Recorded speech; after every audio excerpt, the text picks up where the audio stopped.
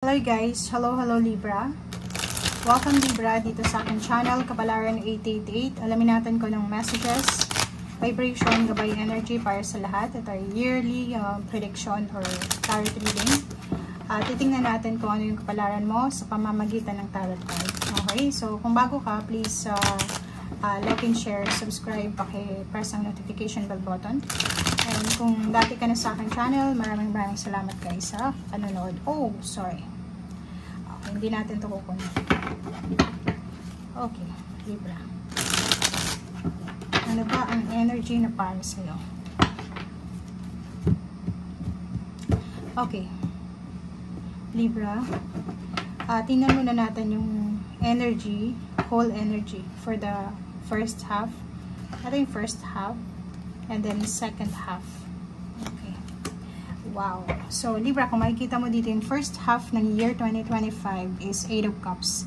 Yung 8 of Cups, it's abandonment of the situation. So, nakikita ko siya dito na may isang Libra dito na hindi siya masyadong stress. Pwedeng iiwasan niyo lahat ng stress. Stressors, triggers, parang ganun.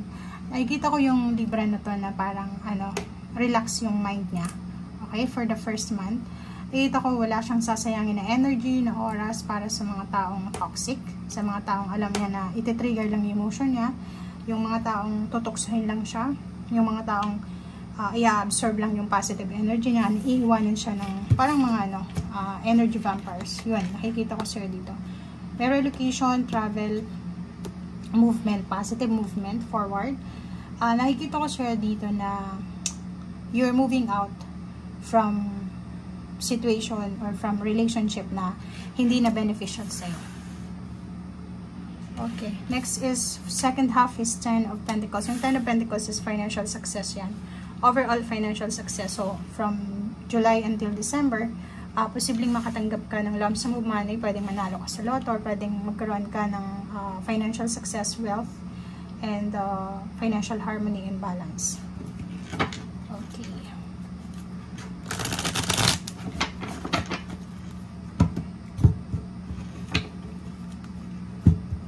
Okay, first card natin is for the January, February, March, April, May, and June. I hope na pantay-pantay sila. Okay. Yun, for the month of January, mayroon kang Two of Wands. Ang nakikita ko sa'yo dito, is either trabaho from long distance siya, so pwedeng sa ibang bansa. Nakikita ko sir dito na hindi ka makapag-desisyon sa buwan ng January. Pwedeng may trabaho ka sa ngayon, pero may nag-offer sa'yo ng another job. So, hindi ka masyadong sigurado dito. So, hindi mo alam kung alin dito yung tatanggapin mo, mag-i-stay ka ba, or posibleng magbabago ka, diba, ng lugar, ng trabaho, or pwedeng renewal of contract. Pwedeng may nag-offer sa'yo ng renewal of contract, hindi mo alam kung itutuloy mo ba or uuwi ka na. Meron din ditong pwedeng relationship kasi once din siya, it's pwedeng money or pwedeng love. So nakikita ko sure pwedeng may karelasyon ka sa Pilipinas tapos may nagkakagusto sa iyo na taga ibang bansa. Okay? So yun, hindi ka mapakali, hindi mo alam kung ano yung decision. For the month of February, 8 of Pentacles, busy ka sa ginagawa mo. Trabaho, business, pinagkakakitaan. Kita mo dyan, no? Walang oras yung distraction sa'yo. Parang yung focus mo lang is sa ginagawa mo. Kung love life yan, sa love life ka lang. Kung sa trabaho yan, sa trabaho yan. Walang a-absent dito. Sa February, parang nakikita ko siya dito, everyday present ka, hindi ka absent sa work, or parang nakikita natin na sobra kang dedicated sa ginagawa mo. And March, ang dami mong ipon dito. Nakapokus ka sa pag-iipon, Libra. So, nakikita ko siya dito na sa buwan ng Marso, ang focus mo dito is makapag-ipon ng pera. Wala kang sasayangin na oras dito. Sobrang tipid mo rin. Ang galing mong mag-manage ng salapi dito, March. And pagdating ng April, it's number 4 then, 44, the Emperor. Empowerment, success, stability and balance, harmony. So, nakikita natin yung promotion sa trabaho, salary increase, appraisal. Nakikita natin dito yung stable mindset, power, 'di ba? Your power, you're empowered dito. Parang lahat ng gusto mo makukuha mo. And yung May mo, napaganda kasi the star. May matutupad ka ditong wish mo or wish ng pamilya mo. Meron kang goals dito na posibleng ma-achieve. May fulfillment kang mararamdaman, punong-puno ng pag-asa, success, contentment. And King of Wands, ganun din yung June mo dito. Focus ka sa trabaho, wala kang oras para sa ibang bagay, sa distraction. Pwedeng makuha mo dito yung deserve mong parangal or pwedeng payouts. Parang nakikita ko na pagdating ng June, mataas yung makukuha mong lump sum of money. Kung naiipon siya, ipon, ganyan. So, ang dami mo ditong financial success na ma-achieve. Okay.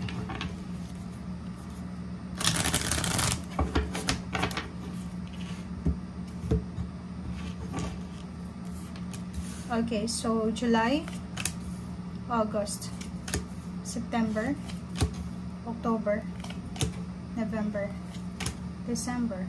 Wow. So, kung makikita mo dito sa July, it's the feminine energy of King of Wands, so Queen of Wands. So, ganun din. Financial freedom yung gusto niya dito. So, nakikita ko sobrang hardworking from first months, first 6 months. Sobrang hardworking yung mga Libra. Same din sa pagdating ng July. Still hardworking ka rin kasi gusto mong magkaroon ng financial balance. And pagdating ng August dito, nakikita ko na on vacation yung iba. Especially yung mga Libra na nasa ibang lugar, nasa ibang bansa, Europa, America. Kung summertime dyan sa inyo, posibleng nagbabakasyon kayo. Okay? Nagpapahinga, nag-iisip, nagmumuni-muni. Ingat ka pagdating ng September kasi may 7 of Swords dito. May isang tao na papasok sa buhay mo para nakawin yung kaligayahan mo, para nakawin yung pera mo, para scam ka, para parang naka-destiny siya na papasok sa buhay mo. So, ingat-ingat. Yung lang yung kailangan mong gawin is maging aware ka dito, Libra. Okay? September siya. Okay? Make sure na mag-iingat ka sa mga taong makikilala mo or dati mong kakilala. Sa usaping pera, huwag kang masyadong magtitiwala agad-agad. And October natin sobrang galing kasi pwedeng makabili ka ng sasakyan, makapag-travel ka, makalipat ka ng trabaho. It's a overall success siya. Mabilis na success, mabilis na progress, mabilis na achievement, sobrang bilis na ito. Okay? Kasi itong chart is major arcana. 1, 2, 3. So, 3 major arcana to na sobrang positive. Makikita mo magkakatabi sila. So, yung energy mo is sobrang malakas. Para siyang triangle. Diba? Para siyang triangle na sinasabi na you will be empowered, you will be successful, wish granted, travel, prosperity, abundance, movement, success, empowerment. And yung November mo, nakikita ko yung travel dito. Pwedeng may lilipat sa bagong bahay, magta-travel using their new car, merong lilipat ng bansa, or pwedeng merong lilipat ng place of work or residence. Ikita natin dito yung positive movement. Okay? Ikaw ay paalis na sa lugar na hindi mo na gusto. Ikaw ay paalis na sa sitwasyon na sawang-sawa ka na. And yung December mo maganda kasi marami kang regalo na matatanggap dito. Financial gift, financial help, sudden wealth, diba? Windfall, or pwedeng unexpected gift ito. Okay.